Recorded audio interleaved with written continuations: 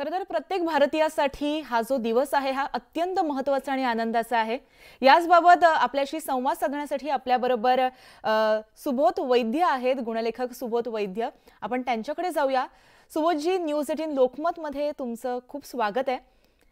तर टीम इंडियासाठी आणि प्रत्येक भारतीयासाठी आजचा दिवस जो काल आपण वर्ल्ड कप जिंकला अत्यंत महत्त्वाचा दिवस आणि तितकाच आनंदाचा दिवस आहे।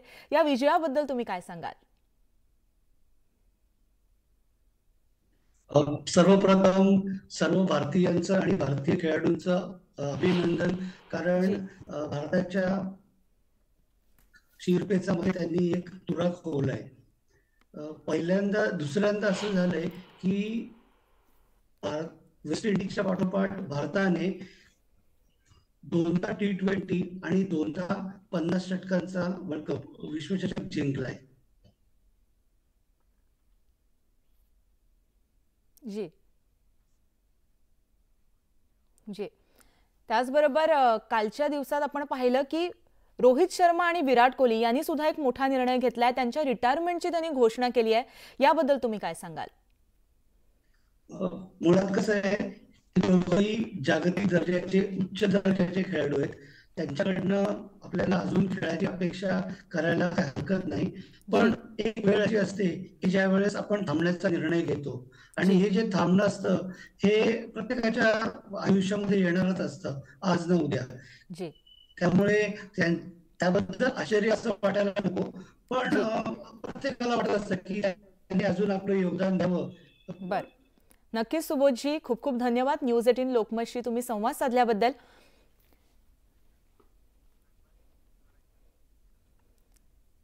तर भारताला दुसऱ्यांदा T20 वर्ल्ड कपचं विजेतेपद मिळवून दिल्यानंतर संघाचा कॅप्टन रोहित शर्मा आणि अनुभवी फलंदाज विराट कोहली या दोघांनी मोठा निर्णय घेतलाय। रोहित शर्मा आणि विराट कोहली आंतरराष्ट्रीय T20 क्रिकेटमधून निवृत्त झाले। भारताने 2007 नंतर T20 वर्ल्ड कप जिंकलाय। यानंतर दोन्ही दिग्गजांनी हीच ती वेळ असं म्हणत निवृत्तीचा निर्णय जाहीर केलाय। I don't make decisions like this. Whenever you feel inside what is right, I try and do that. That has been my nature also when I captain the team. What I feel inside is what I want to do. तो इतना आगे का या पीछे का मैं ज़्यादा सोचता नहीं हूँ कि उस वर्ल्ड कप के बाद ये वर्ल्ड कप खेलता या नहीं खेलता। ऐसा इतना आगे का मैं नहीं सोचता हूँ। मैंने सोचा नहीं था कि T20 रिटायर करूँगा मैं, बट सिचुएशन ऐसा आ गया। I thought it is the perfect situation for me, and nothing better than winning the cup and saying goodbye.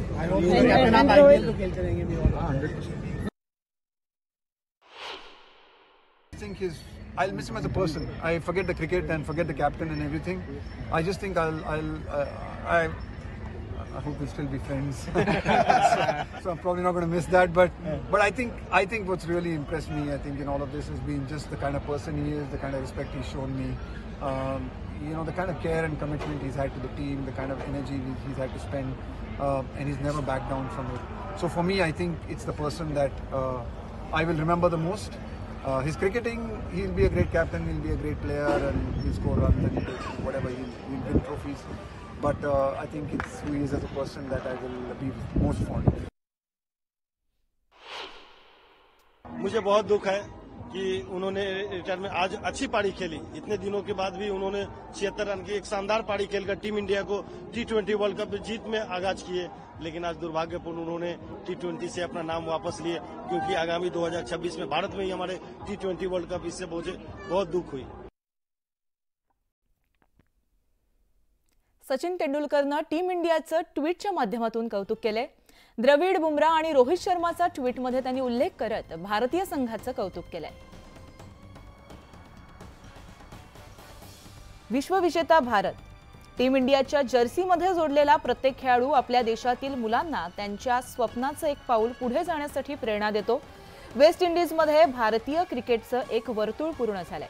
2007च्या एकदिवसीय विश्वचषकातील आमच्या निम्न पातळीपासून ते क्रिकेटचं पॉवर हाऊस बनण्यापर्यंत आणि 2024 मध्ये T20 वर्ल्ड कप जिंकण्यापर्यंत माझा मित्र राहुल द्रविडसाठी खूप आनंद झाला, जो 2011च्या विश्वचषक विजयापासून वंचित राहिला होता। परंतु या T20 विश्वचषक विजयात त्याचं योगदान खूप मोठं आहे. मी त्याच्यासाठी खूप आनंदी आहे. रोहित शर्माबद्दल काय म्हणता येईल? अप्रतिम कर्णधार. 2023च्या एकदिवसीय विश्वचषकातील पराभव मागे ठेवणं आणि आमच्या सर्व खेळाडूंना T20 विश्वचषकासाठी प्रेरित करणं हे कौतुकास्पद आहे. जसप्रीत बुमराह त्याला मिळालेल्या सर्वोत्तम खेळाडूच्या पुरस्कारासाठी अतिशय योग्य खेळाडू आहे. विराटची खेळी त्याच्या जीवनातील सर्वोत्तम खेळी होती. राहुल सोबत पारस म्हामरे त्याचबरोबर विक्रम राठोड यांनीही 1996 मध्ये आंतरराष्ट्रीय पदार्पण केलं. 96च्या या वर्गाच्या मार्गदर्शनाखाली टीम इंडियाची उत्कृष्ट कामगिरी पाहणं नेत्रदीपक आहे. टीम इंडियाचा विजय हा सांघिक विजय आहे. सर्व खेळाडू, प्रशिक्षक, सपोर्ट स्टाफ आणि सर्वांचं हार्दिक अभिनंदन असं म्हणत सचिन तेंडुलकर यांनी एक्स पोस्ट करत भारतीय टीमचं अभिनंदन केलंय.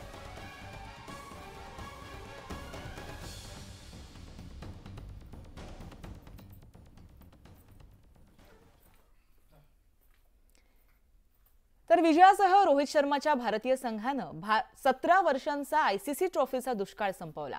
यानंतर भारताचा सर्वात यशस्वी कर्णधार MS धोनीनं रोहितच्या सेनेचं आणि कामगिरीचं कौतुक केलंय.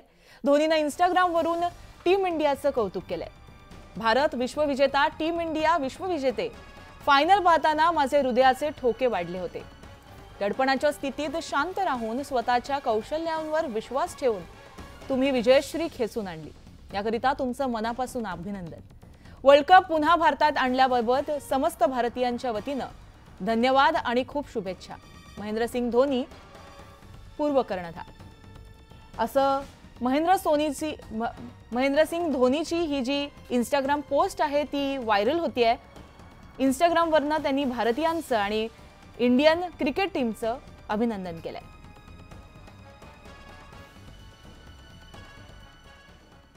टीम इंडियानं वर्ल्ड कप जिंकल्यानंतर संपूर्ण देशात एकच जल्लोष पाहायला मिळाला. टीम इंडियानं इतिहास रचला. दक्षिण आफ्रिकेविरुद्ध थरारक झालेल्या सामन्यात विजय मिळवून आयसीसी T20 वर्ल्ड कप ट्रॉफीवर त्यांनी आपलं नाव कोरलंय. शिवाजी पार्क परिसरात नागरिकांनी एकच जल्लोष केलाय. भारतीय क्रिकेट टीमने तब्बल 17 वर्षांनंतर T20 वर्ल्ड कपवर देशाचं नाव कोरताच इकडे पुण्यातही तितकाच जल्लोष पाहायला मिळतोय. मॅच जिंकताच पुणेकर क्रिकेट फॅन्स हे नेहमीप्रमाणे FC रोडवरती हजारो फॅन्स एकत्र जमा झाले आणि त्यांनी जल्लोष केला.